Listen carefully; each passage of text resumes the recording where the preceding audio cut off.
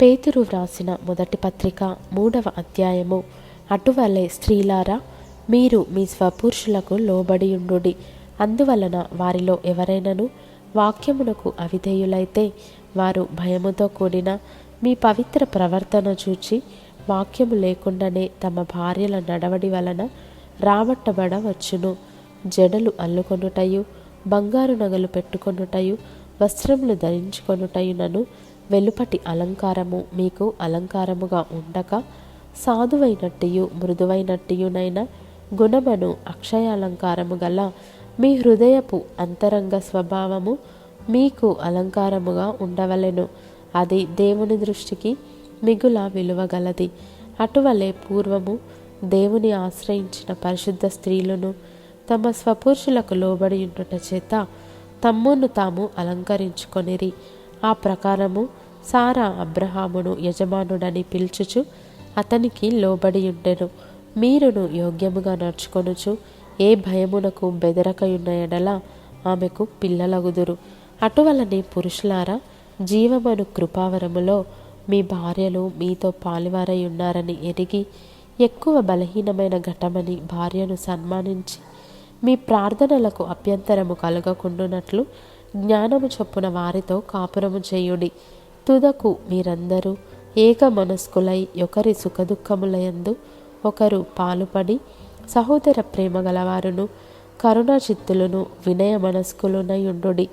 ఆశీర్వాదమునకు వారసులవుటకు మీరు పిలువబడితిరి గనుక కీడుకు ప్రతి కీడైనను దూషణకు ప్రతి దూషణ అయినను చేయక దీవించుడి. జీవమును ప్రేమించి మంచి దినములు చూడగోరువాడు చెడ్డదాన్ని పలుకకుండా తన నాలుకను, కపటపు మాటలు చెప్పకుండా తన పెదవులను కాచుకొనవలెను. అతడు కీడు నుండి తొలగి మేలు చేయవలెను. సమాధానమును వెదకి దాన్ని వెంటాడవలెను.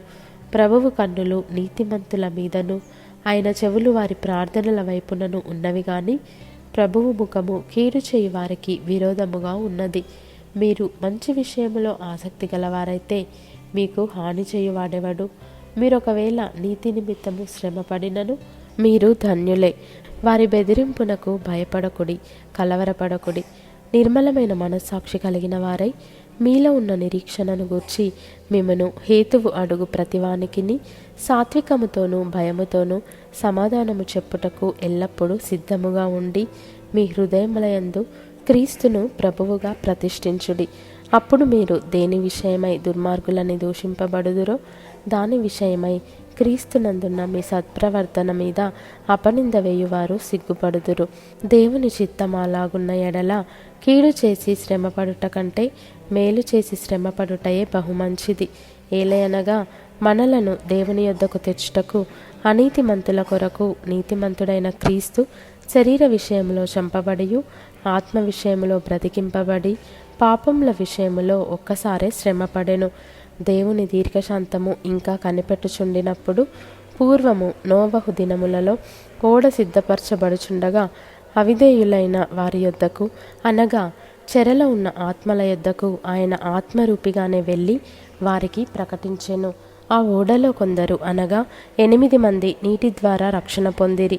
దానికి సాదృశ్యమైన బాప్తిస్మము ఇప్పుడు మిమ్మును రక్షించుచున్నది.